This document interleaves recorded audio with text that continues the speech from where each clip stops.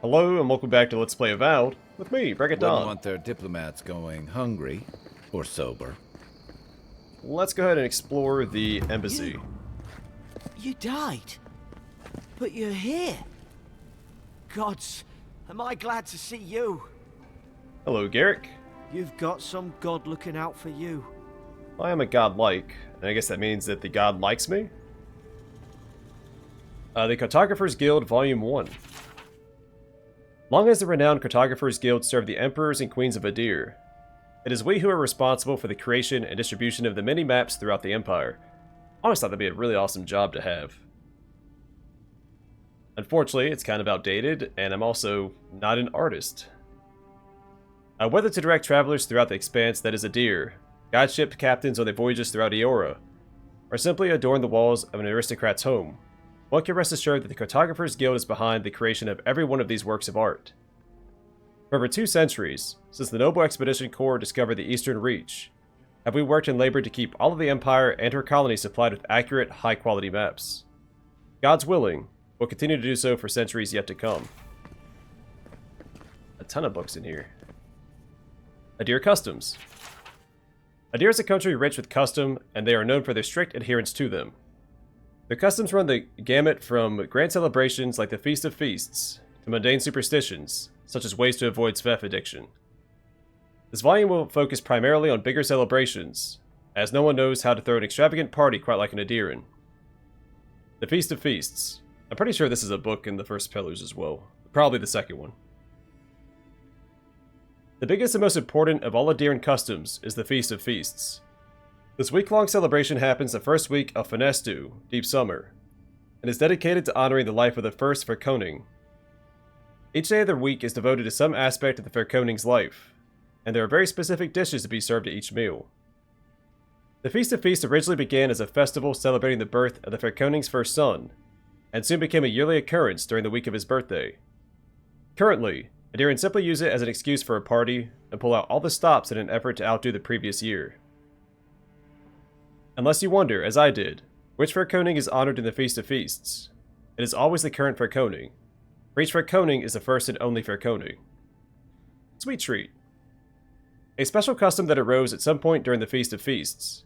Sweet Treat started as a way to keep children occupied, so the parents could dine in peace. While it is still used for that today, significance has been added to it.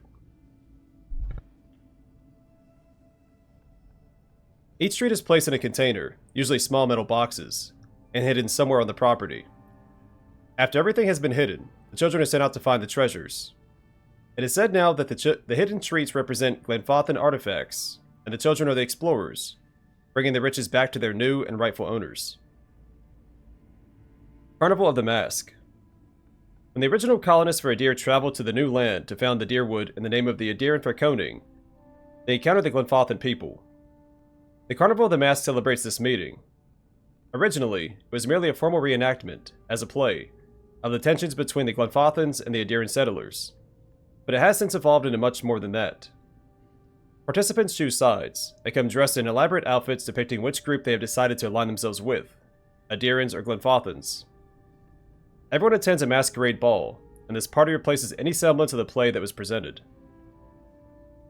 Winter's End. Winter's End was never anything more than an excuse for a celebration, and it hasn't changed in all the years it has existed in Aedyran. It takes place during winter dusk, and lasts all 3 days. People use the time to reflect on the year, celebrate their lives, and remember the dead, especially those who have passed in the recent year.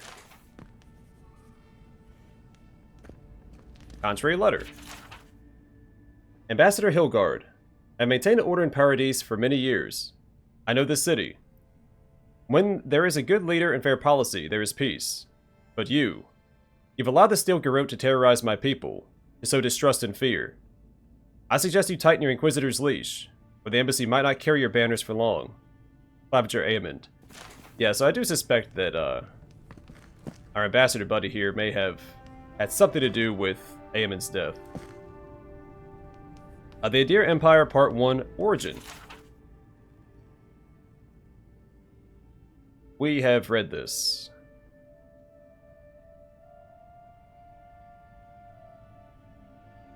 Right, and then we read this at Northreach.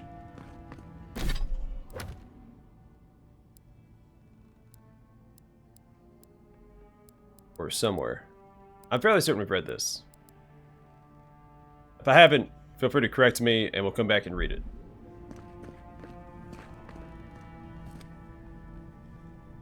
Alright, Steel Garrote Report. We found this book on a public bench. After careful study, our scribe confirmed the handwriting matches the signature found on scrolls of Tane's chaotic orb. We advise that Tane is in the Living Lands. As a member of the Circle of Archmagi, there's a couple ways you can pronounce that word, Archmagi, or Archmagi. He has a license to go where he pleases. We'll observe him at a distance, but no one else is to engage him. Tane is either a harmless fool, or one of the most dangerous people alive. We simply can't take that chance. Alright, so he might be one of the Archmages. Tane is I think he's the crazy one, which was hinted at in that report. Alright, Tane's diary. Dear Diary, here I am in the Living Lands. This island might not be the safest vacation spot, but it's certainly the most colorful. Also the most flavorful, according to these mushrooms. And mushrooms seldom lie. Before I forget, I promised Pekarna I'd bring back a souvenir. There's rumor of a fallen star in Emerald Stair. Could be a nice addition to her collection. A message is scribbled on the inside cover. If found, please return to Tane the Archmage, author of Tane's Chaotic Orb. And Pekarna, I believe, is the one you help at the tower, at the observatory, in Deadfire. The Aedyran Empire Part 2, Expanding Borders. In 2602 AI, Aedyran explorers returned from over the ocean, telling tales of the ruins and treasures there, and of expansive fields that were perfect for growing Vorlis. The explorers warned the Faerconing that the locals were not friendly to outsiders, but the Faerconing, seeing this as an opportunity to extend his empire and secure trade on another continent, sent more explorers. Over the next 20 years, the area that would become the Dyrwood was investigated, mapped, and colonized. In 2623, first permanent Aedyran colonial settlements were established. Vorlis fields were set up north of the forest in the Dyrwood, but between the conflicts with the Glenfathans and the War of the Broken Stone, it floundered. It wasn't until 2643 that the opportunity presented itself again. Some Aethasian pilgrims, wanting to escape persecution, established colonies and Vorlis farming operations in the territory of Riedceris. With Grand Valia on the verge of collapse, the Faerconing wanted to ensure his hold on the purple dye trade would be established. He encouraged the settlement and even paid to have the pilgrims set up in the New World. Because the Faerconing was still trying to secure his name and the purple dye trade, he was unable to properly respond to Admeth Hadrit when he issued his ultimatum. So Vorlis creates purple dye. It's also what Widewind farmed before Aethys took over his body? I guess he didn't really take it over. But before Aethys and Widewind went on a rampage. To avoid a rebellion and leave himself time to oversee the Vorlis farms in Riedceris, the Faerconing relented and made Admeth a Graef Palatine. That'd be Graef, or Grief. In return for this concession, Admeth spent time and resources on the Dyrwood's trade and shipping routes, benefiting the Faerconing with increased income. So the other Pillars games have a book you can find that gives you the proper pronunciation for Aedyran words. For the most part, they line up with how we'd pronounce it, but... for 7 years, the Dyrwood provided Aedyr with a steady income, leaving the Faerconing time to ensure his trade system and Riedceris was strong. With the Faerconing's attention to elsewhere, Admeth instituted the 10 Years' Treaties, ending slavery in the Dyrwood and permanently removing one of the revenue sources provided by the Dyrwoodan explorers, the artifacts from the ruins scattered throughout the Dyrwood. At this point, the Faerconing's word meant almost nothing to the citizens of Dyrwood. Admeth Hadrit had replaced him as their true leader. In order to undermine Admeth's standing, Faerconing found allies willing to explore the ruins, against the treaty conditions, and plunder them. Soon, Aedyr again had a supply of artifacts to sell. When his agents were eventually caught, the Faerconing distanced himself from the operation, certain there was no way to link him to the proceedings. But the Grief, using means provided to him by his Glenfathan allies, discovered the evidence needed to prove that Faerconing was behind the plunderers. The conflict that arose from this revelation led to Admeth declaring independence for the Dyrwood in 2668 AI. After a bloody 4-year-long war, that resulted in the death of Admeth, the Fraconi relented. Trying to keep control of the Deerwood had become too costly. He signed treaties with the new Duke of the Deerwood, and returned his attention to raid Cirrus, redoubling efforts in the Vorlus trade, which is still running today.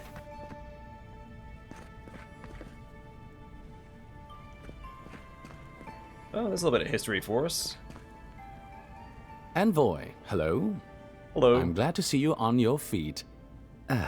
Kai. Tej. I'm surprised they let you in here. I'm surprised you're still gainfully employed.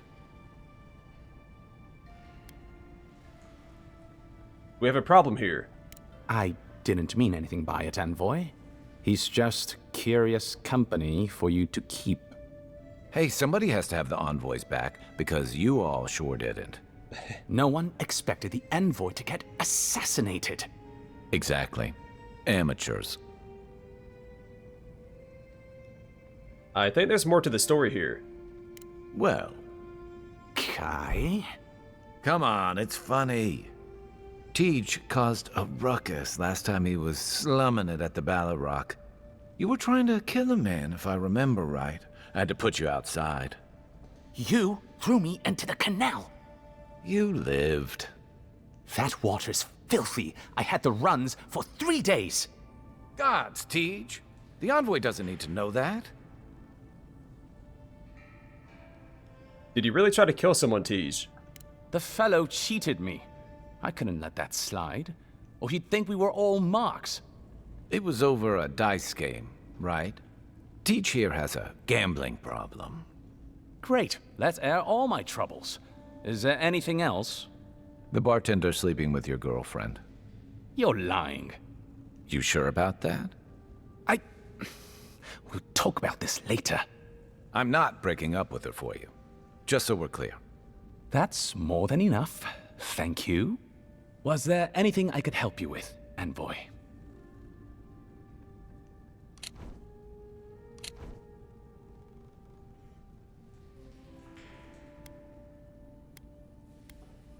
Man, he is trying to be professional in this setting, but come on, Tej. Not gonna stand up to Kai? The 7-foot-tall Aumaua with biceps the size of my head? No, I am not. Flatterer. You know I'm barely over 6.5. Also, a lot of people say size doesn't matter when it comes to a fight. I mean, I strongly disagree. Size does play a significant role in a fight. How about you answer some questions for me, Tej? Naturally, sir. How can I help you? I'd like to understand Paradis better. What would you like to know? When was the city founded? Who lives here? If you're looking for a particular year, the first thing you should know about Paradis is that this isn't the kind of place where the locals keep records.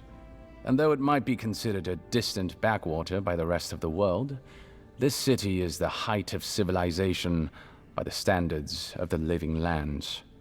As for who calls this place home, I suspect you could find a criminal, confidence man, or prophet from every civilization in the world here. Hey, come on. You're gonna give the envoy the wrong idea. We've got draft dodgers, courtesans, and revolutionaries, too. You know, all the fun people. In any event, as far as I can tell, Paradis has been this way since its inception. Thus the eclectic display of architectural styles. If nothing else, this city is a reflection of the countless people who have passed through it on their way to the interior. What are Aedir's intentions in Paradis? Depends on who you ask. Ambassador Heelgard will tell you that our remit here is to establish a secure and orderly environment from which to engage in trade. Inquisitor Liudwin will tell you we're here to break the frontier. So, which is it? Why not both? What about the Dream Scourge? That's where you come in. Whether you find your desires aligning with the ambassadors or the inquisitors, neither can succeed until the Dream Scourge is ended. We are only beginning to see its effects here in Dawnshore, but the closer to the center of the island you go, the worse it gets. That bear you and the ambassador encountered in the Strangle Route isn't even the worst of it. And the tide of this soul plague is rising higher every day. Dawnshore. is a region on the southwestern coast of the Living Lands. The central city of Paradis is populated by scrappy settlers and new arrivals seeking fortune on the frontier. The abundance of goods and coin moving through Dawnshore has contributed to an equally abundant criminal underworld. How do the Paradisans feel about us? Look, for all that I complain about this backwater, there are good people here. Same as anywhere else. People who want to be able to walk to the market in the morning for their bread and eggs and know they won't be mugged. People who like it when the mail comes on time, and their skates are made from real copper, and their neighborhood peeping Tom ends up in the stocks.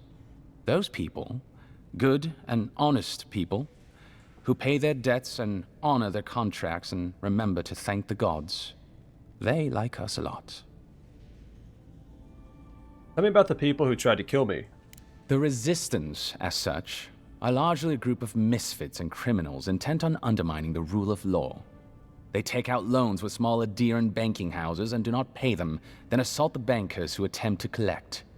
They agree to contracts with families in Aedyr seeking homes, and when their ships arrive, promptly abandon them. When we levy a small tax to fund the repair of city roads, they set our counting house on fire. And when our fishermen return to port, they board their ships and sink them. That's certainly one way to characterize them. It's not exactly wrong, but it's not exactly right either. For decades, people like them ruled this city through fear. We imposed order, and now they oppose us. You, unfortunately, were caught in the crossfire. I'd like to ask you about something else. By all means. The Emperor didn't have time to brief me on the Living Lands. What do I need to know? There's a lot of ground to cover. Could you be more specific? How do the Living Lands and Aedyr compare on a map? Ah, the age-old question. Who's bigger?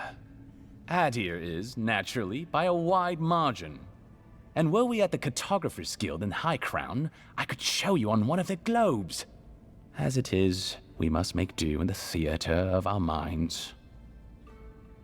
It's funny he mentions showing us on a map at the Cartographer's Guild, because even real-world maps were drawn in a way so that Europe and like the United States appeared bigger than Africa and South America.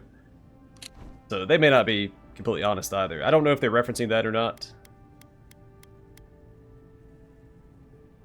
But it's fun to think about. Where are the Living Lands in relation to Aedyr? The Living Lands are located in the far north of Eora. Aedyr is southwest of the Living Lands, situated along the equator. How about the weather, the terrain? I need to know what to expect.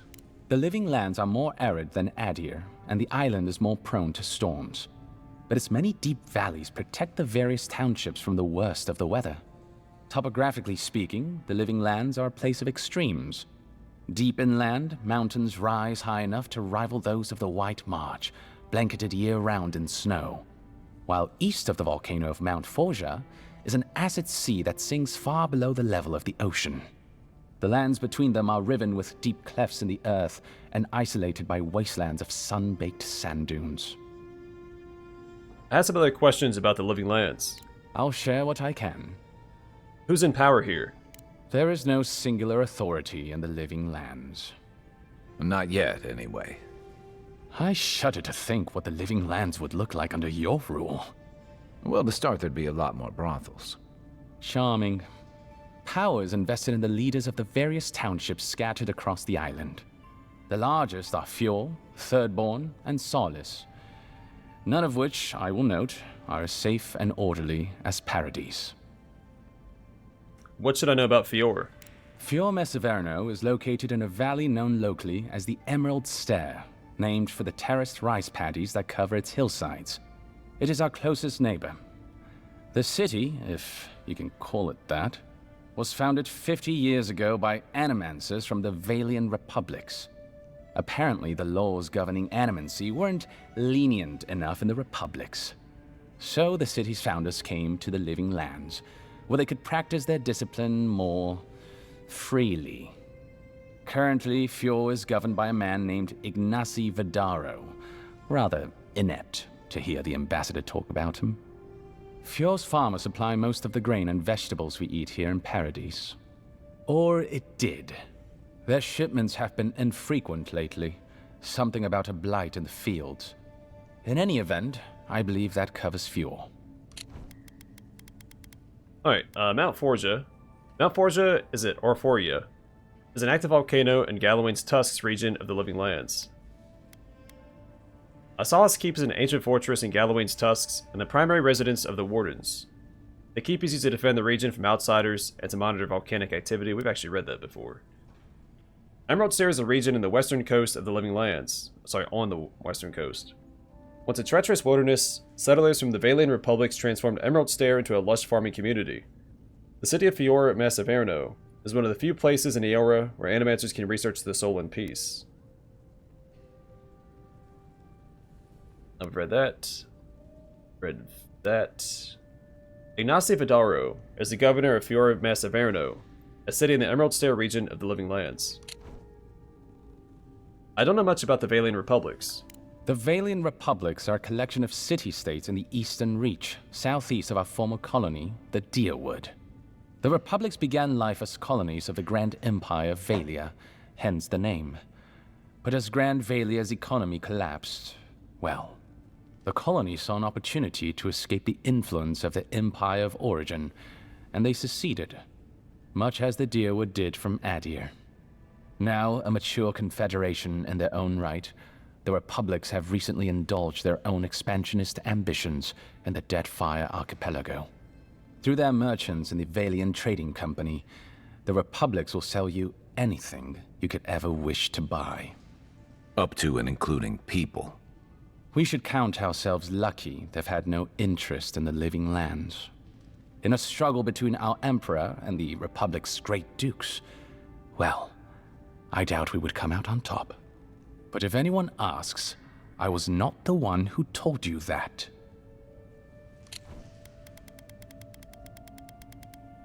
Vailian Trading Company. The Vailian Trading Company is a relentless and cutthroat mercantile organization working for the financial interests of the Vailian Republics.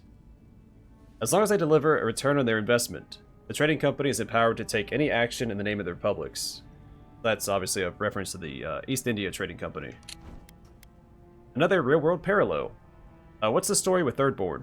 Everything you need to know about Thirdborn is in its name. It was founded by the third-born children of Rawatai, Navy dropouts, smugglers, and hands for hire. Almawa and Orleans, mostly. Home, sweet home.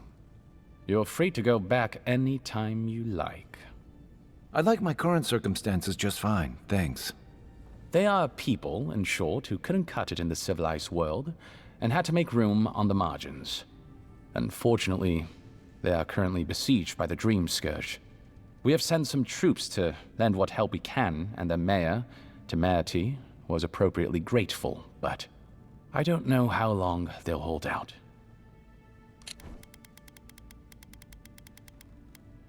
Hi, Rawatai is a nation east of the Living Lands. We've read this. Temerity. Temerity is the no-nonsense and much beleaguered current leader of Thirdborn. I could stand to know more about Rawatai. Rawatai is one of the old empires, every bit as storied as Grand Valia or our native Aedyran. If Aedyran is to the southwest of the Living Lands, Rawatai is to the southeast. And unlike our home, their small continent is racked by terrible storms. This is due, or rather, was due, to the island's proximity to Andra's mortar, the unending super hurricane that once hid the ancient city of Okaizo.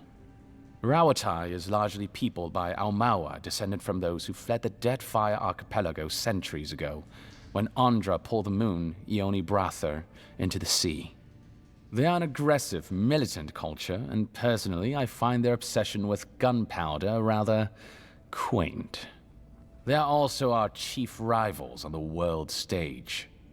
I don't think they see it that way. No? Well, as far as Navy brass is concerned, Aedyran doesn't really rate. Now you're just making things up. Sorry to be the bearer of bad news, but we don't think about you at all.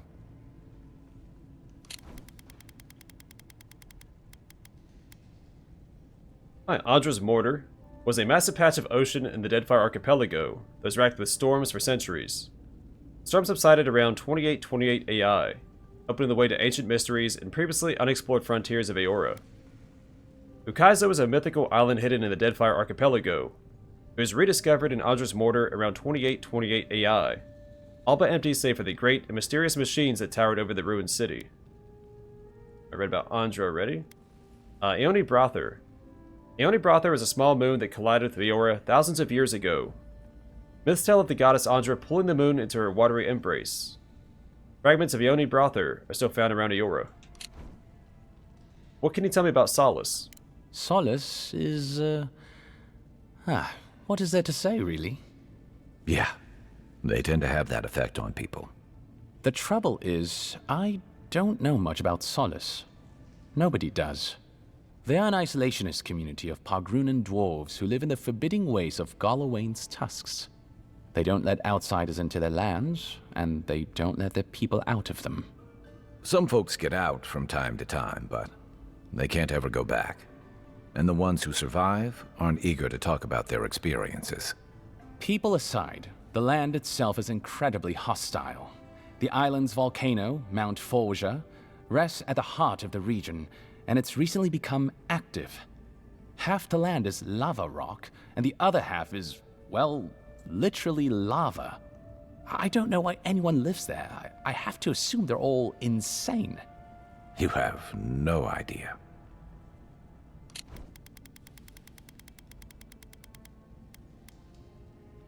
Alright, read that before. I don't think we've read about Galawain's tusks. So Galawain's tusks is a hostile volcanic region deep in the living lands and home to Solace, a settlement of Pargrunan dwarves. The Wardens of Solace are fiercely isolationist. Few adventurers travel to Galawain's tusks, even fewer leave. Well, can you tell me anything about the Pargrunan dwarves? Naturally. The Pargrunan are a unique community of mountain dwarves originating in Old Valia. As a people, they've made their name as explorers, builders, miners. No doubt you've seen their ruins in your travels, here, back home in Aedyran, and all across the world. They maintain a rich tradition of oral storytelling, chanted magics, and ritual carving, which they take great pains to record and transmit across their various communities. Even the most physically isolated Pargrun is not alone. Somewhere, one of their people is thinking of them and planning an expedition. Aedyran must cherish them. You sound like you admire them. I suppose I do. I'm an open book. Let's hit X, not A. Abaddon is the god of golems, machines, industry, strength, hope, and aspirations. He is favored by blacksmiths who avoid conflict, but whose labors perpetuate it. Legends tell of his death, rebirth, and transformation, though the details are inconsistent. Yeah, he actually sacrificed himself to save the world. Probably one of two deities that actually are worth being nice to. I've been hearing a lot about this Inquisitor Ludwig. Who is she? Consider yourself lucky. Inquisitor Ludwig is the commander of the Steel Garrote in Paradis. Were you to ask her, she'd say she keeps the peace. But she doesn't keep it so much as prosecute it. As ruthlessly as the ambassador will let her. She's also a veteran of the Steel Garrote's campaign in the Deadfire, where she died. She's a Death Guard. Well, that explains a lot. I don't know what happened to her there, but I suppose Wodaka wasn't done with her yet. We had a Death Guard standing watch over the archives at Broggenhill. Cryptic Neil! I remember him fondly. You attended Broggenhill. What are you doing working as a clerk? Don't look so surprised. Not every student of the university takes the field work like you. There are endless ways to serve the Empire, Envoy, particularly in the living lands. Here, there are no archives, no processes, all a blank slate for me to define. And I happen to like a warm bed and cool beer. Unlike back home, here in Paradis, we live within 100 miles of ice. But that's neither here nor there. We were discussing Death Guards. Right. Tell me about death guards. Death guards are surpassingly rare. Some of the secretaries who traveled with our dignitaries in the Deadfire spoke of one named Iser, a devotee of Berith, who guards the hanging sepulchres there. But I have heard of none others except those I've read about in the histories. They are people, most often paladins or priests, so devoted to a cause that they simply refuse to pass on to the wheel when they die. Their soul haunts their body. The passion required to sustain them devours their flesh, and they swiftly turn to bone. I've never read a history nor tale of a death guard that did not end with them going quite mad. When they lose their capacity to care for anything but their cause, they cannot love. And when they cannot love, they cannot be merciful. And so everything before them becomes only an obstacle. What was Ludwig like before she became a death guard? I only met her once. She was a mid-level member of the Steel Garrote then, chasing oathbreakers who'd fled Aedyran law. She'd come back to the Imperial Archives to borrow a map to a place called Oathbinder's Sanctum. I remember she was furious because the map was quite poor.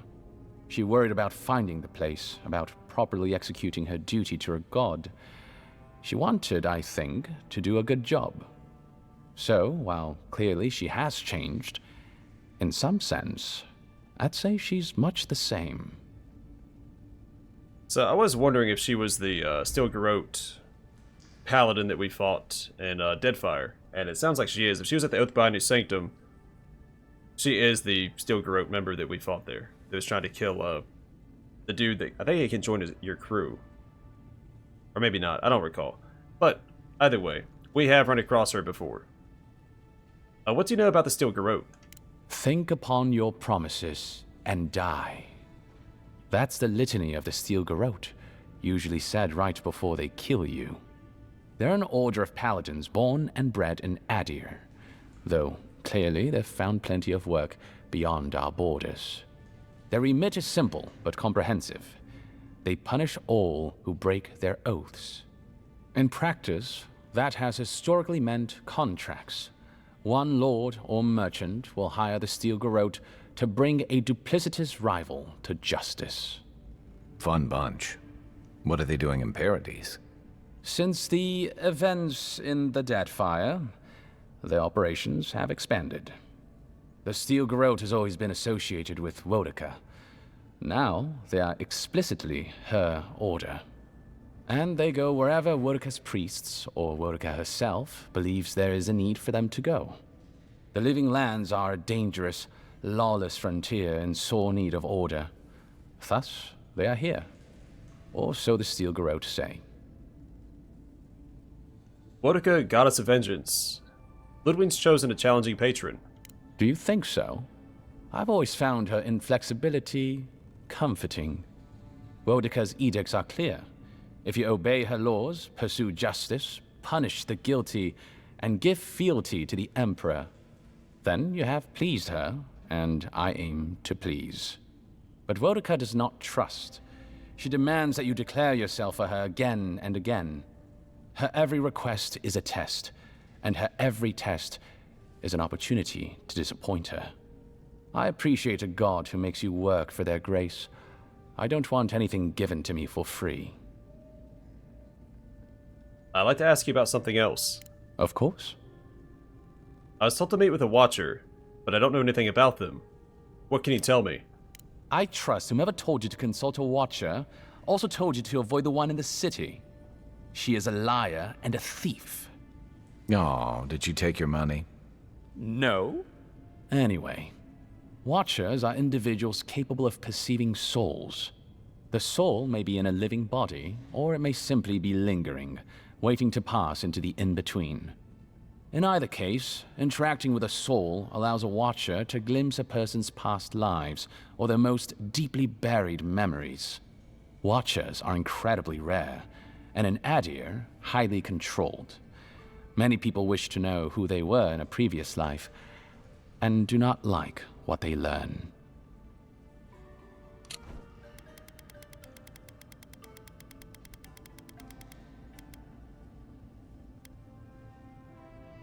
Alright, the in-between refers to the shadow realm that souls briefly wander after death on their way to the beyond. It has been described as a hazy landscape, empty but for the glow of their souls, Aedyran, and Watchers. What happens to Watchers in Aedyr? The smart ones stay hidden. They do not announce their powers, perhaps not even to themselves.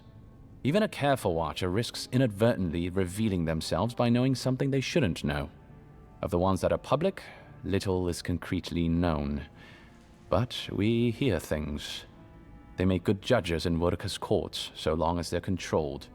The lords, it's rumored, buy and sell them to collect blackmail on their enemies. But I suspect many Watchers are imprisoned or executed, or simply kill themselves. Are Watchers dangerous? A Watcher doesn't need your cooperation or consent to read your soul. They could learn everything about you, terribly damaging things about your parentage, for example, or things you did in a past life, without you ever knowing. You see how this could threaten the established order, undermine our betters' right to rule. Yeah, but that's just one side to it. Imagine how a Watcher feels, knowing what a threat they are to the status quo. I don't know about you, but I wouldn't be keen on kings and emperors wanting me dead. Sounds like a lot of hassle. Don't sell yourself short, Kai. I don't doubt you're an expert in people wanting you dead. You're not wrong. I rarely am, in any case. The Watcher is fundamentally a tragic figure. Of the few that survive our world, most are destined to go mad. Could I become a Watcher? Yes and no. So far as I understand it, a Watcher is born a Watcher. But it takes an event, often something shocking or traumatic, to bring a Watcher's powers to the fore. So you may be a Watcher, or I may be, or Kai, and we might not even know. It's a good question. Are there any famous Watchers I should know about? Well, the Watcher of Cadnua is legendary. It was their castle Aethys destroyed when he began his campaign of terror in the Dead Fire. Oh, by the Queen, I hope I get to meet them someday. In terms of local interest, you'll have heard of Runed, of course. And there was Ida. You may not know about her. She was a Watcher from the Living Lands. I believe she was an Orlin. She must have died, 150 years ago. Slain by a great serpent, gods treat kindly with her soul. Doubtless there are others, but most don't meet a good end. Right, there was a Orlin. I mentioned Orlin's earlier was highlighted, but I don't see it up above. So, Cadnua. Cadnua was a dear wooden castle built over a deep, labyrinthine ruin. The castle is destroyed under strange circumstances in the year 2828 AI, which is how Deadfire begins. Cadnua is your base of operations in the first Pillars of Eternity. Orlin. Orlins are the short, hairy folk found in many corners of Eora. Hearth Orlins are known for settling down in permanent communities, while wild Orlins are traditionally wilderness nomads. Their long ears are highly sensitive to sound and other environmental stimuli. I'd like to ask you about something else. I'm an open book. Did you speak to that scout out front? Freak. I did. Terrible shame what happened to his brother. It sounds like his injuries were severe. I saw you two talking. I hope you can help him, Envoy. I intend to. I don't mean to twist your arm, but don't delay too long. There have been earthquakes in the region lately. Floods, cave-ins. Gods know what else is possible down in that cave. You're the only one we have with the expertise for that kind of field work. Aside from the people in trouble down there, which says something to the danger in that cave. Whatever I think of the Expeditions Corps, they serve a vital purpose to the Empire. I'm glad it's you going after them. You're the Ambassador's secretary. What's he like? Well, you'll notice I'm nearly always here. If that man sleeps, I don't know about it. He wouldn't say, but I believe he relied on the claviger far more than he lets on. And without the claviger's steady hand at the rudder, the ambassador's struggling just to bail water from the sinking ship that is Paradis. Claviger Aemon might have tolerated a little more chaos than the ambassador liked, but he kept this place humming. He's not someone you can easily replace, and not with one man alone. It's a difficult job. The pressure sometimes gets the better of him. But if he loses his temper now and then, I can't blame him for it. Better him than me. What's he like when he's not working? He doesn't know what to do with himself. You know, in our first days here, he'd often walk to the end of the docks at sunrise. The work was done, the embassy was closed, and he'd still be wearing the same clothes he'd slept in at his desk. And he'd just stare out over the sea. He always seemed dissatisfied back then. I suppose, years later, he still does. You don't want his job. Oh, be serious. Most of us here didn't get sent to the frontier because we were anybody's favorite. The longer I'm here, the more likely the people who matter are to forget me. And I'd actually like to get back to High Crown someday. Get married, have a few kids, take the civil exams, and settle into a permanent clerkship. I guess there are worse ways to spend a life. Like rotting in this embassy. By all means. Alright, I should head out. Should you ever need me, I will be here. Safe travels, envoy. Double check, make sure none of these guys can be spoken to.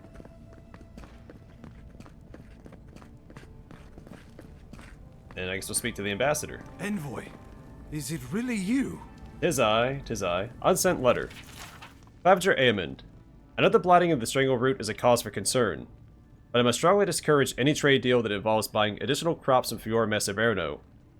We cannot endorse the blasphemous trade of animancy, much less welcome it to our dinner tables. Ambassador Hilgard. Any loot? Oh, a letter to the Inquisitor. Inquisitor, I've been in Emerald Stair long enough to confirm our worst suspicions. The people of Fiora Mess Averno care not for the laws of mortals or gods. Animancy and folk magic are peddled in defiance of Woduka. Their crimes are innumerable, their way of life intolerable. All is not lost. Politically, they are unstable. Too focused on themselves to notice us, our eager hands tightening on the garrote. We await your order, your friend in the forest. Friend in the forest. Also, there is a very specific reason why Woduka does not care for animancy, and it's for an extremely selfish reason. Aedyran dialects. There we go. The sun does not set on the Aedyran language.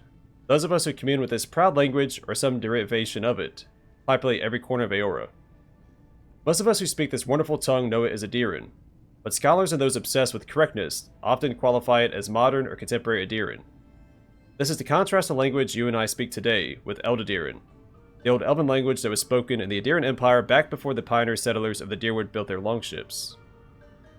If Aedyran could be considered the mother of the living Aedyran, the language of Hillspeak could be seen as Aedyran's cousin. Hillspeak is fading from common use, but many of the elves, especially the older one, and the Aedyran heartland still use this dialect, probably the older ones. Whether you know it or not, if you can read these words, you can understand Hillspeak. It is almost identical to Aedyran, but includes a large vocabulary of archaic words that have fallen out of use in today's Aedyran. When you hear bards sing old Aedyran poems, there are often lines of chorus that sound like melodic nonsense inserted to complete rhymes. These are usually instances of words that are lost from our common language, but still used in Hillspeak. While Hillspeak is familiar to speakers of so-called modern Aedyran, the same cannot be said of our language's predecessor. Aedyran is a dead language, spoken by academics, but not used in any major community. Aedyran words are often familiar to Aedyran readers, but the words use orthography that has since been abandoned. Unfamiliar accent marks abound. For example, Aedyran contains some diphthongs that have no place in the modern Aedyran, as well as a few tricky consonant clusters. EA creates an Aya sound that sounds like colloquial salutation Heya. Ao sounds like Ao. This sound is still used in the modern word Eora. A is pronounced as Ae, such as in Wraith. UE and U, both create long oo sounds, as in loop. And they have a word I may have mispronounced already. E sounds like an E, Y sounds like an E sound, as in B. GJ sounds like the consonant Y, as in U. SC sounds like sh, so you pronounce shop like shop. CG sounds like the J of a word like hedge. It is not uncommon for given names of Aedyrans, Deerwoodans, and Rhaedsirans to come from Aedyran. Some examples. Aldwyn is pronounced Aldwyn because of the long vowel sound on the Y. Dernish is pronounced Dernish since the final sh cluster sounds like an SH sound, or sh sound. Yester is pronounced Yester on account of the y consonant cluster. Sledge is pronounced like sledge. Thirsch is pronounced Thirsch. Uskrim and not Uskrim, or Uskrim. So, Uskrim is Uskrim and not Uskrim. And Ingmar is pronounced Ingmar, leading with a vowel sound. Ambassador Hilgard's journal. I must admit, it is proving impossible to build diplomatic relations. The locals have a natural distrust of outsiders, and we have nothing they want. Inquisitor Ludwig believes that time and pressure will prevail. Would that I shared her confidence. Ludwig. Under her gaze I feel scrutinized down to the bone, picked apart like carrion, and stared through by a pair of cold, motionless eyes that have glimpsed too far beyond the veil, reducing me to some depraved pilgrim who prays only for her ossified claws to work their way under my skin, liberating me from this pathetic envelope until at last we are bound together as a skeletal pair. Limbs intertwined, not as two beings, but as one. Oh, he's got a crush on a Death Guard. Okay. There's no shame in being attracted to power. Nevertheless, I must keep such feelings to myself, lest be met with revulsion, or worse, enthusiasm. I can't believe you're alive. When they dragged you to Liviana's clinic, I assumed the worst. How do you feel?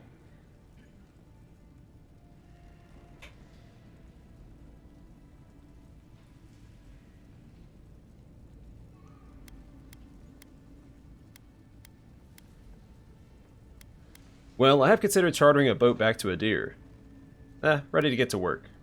Your fealty to our homeland conquers death itself. What an inspiration. But we'll return to the topic of your untimely demise shortly. Our first order of business is your purpose here in the Living Lands. You said you had a missive for me from the Emperor?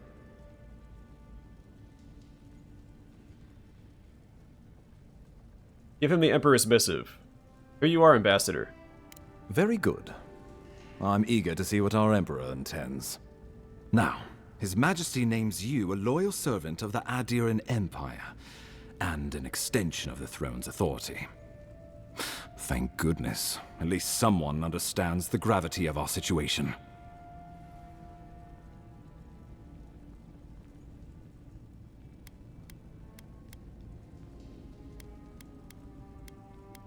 The Emperor sent me to investigate the Dream Scourge. And I can't think of anyone more suited for the job. You've seen how wild the Living Lands has become, both in nature and in politics. Sometimes I think the island has a mind of its own.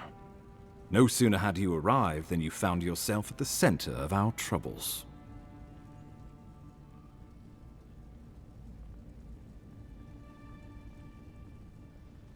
I also found an arrow in my guts. Trust me, we'll get to that. This embassy has no shortage of political foes, but the Dream Scourge is what keeps me up at night. You've seen firsthand what it can do in nature. We can't let it reach the cities.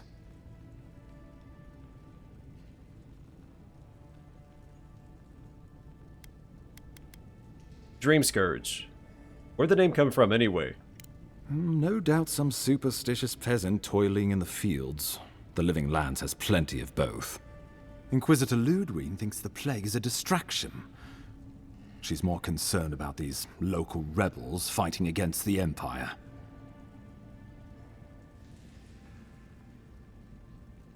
Tell me about these rebels. Who are they? They were Paradisans once, law-abiding laborers. Now, They're fugitives and oath-breakers hiding amongst the populace. They've sabotaged our work, killed our soldiers, and the final straw, attacked you out in the open.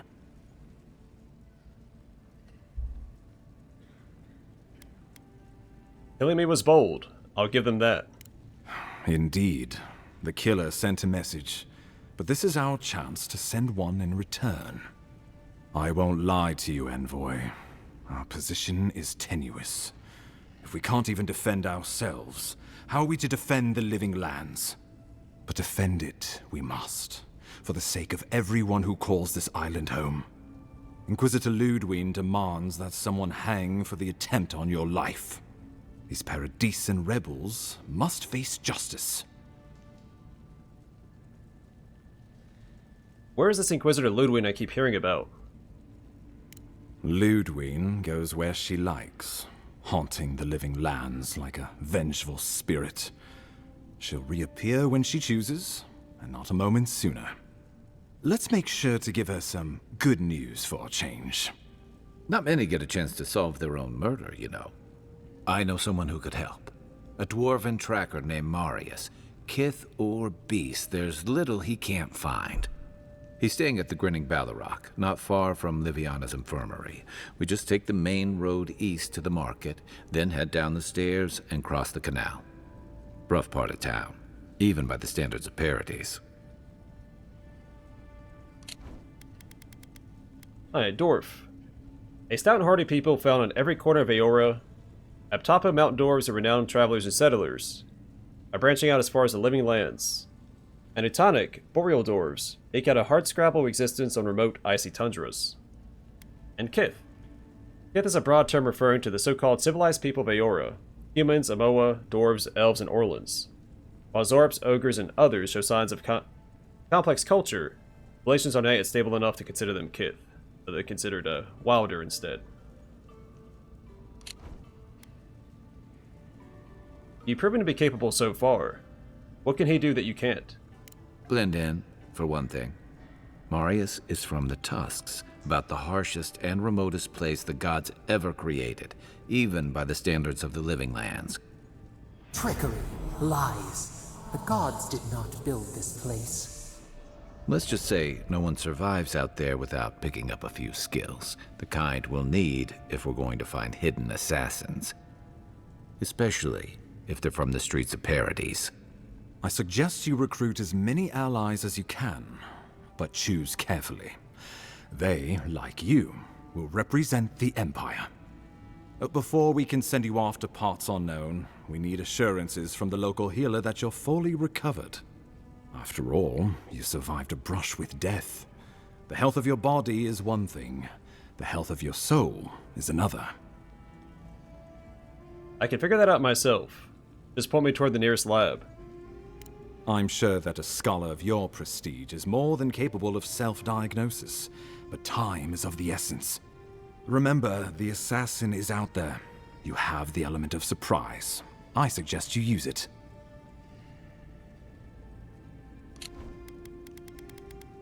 Essence is the matter of souls, a purple haze that lingers in the wake of death. Not everyone can perceive essence with the naked eye. Animancers capture essence to power their devices and study the spiritual world. Watchers see it with maddening depth and frequency. My colleagues at the Imperial Archives are never going to believe this. You'll have tales aplenty, that's for certain, and a long tapestry of battle scars. We'll talk more of the Dream Scourge when you return. Until then, Envoy. How about we start with Marius at the Grinning Ballarrock? Besides, I could use a drink after all this.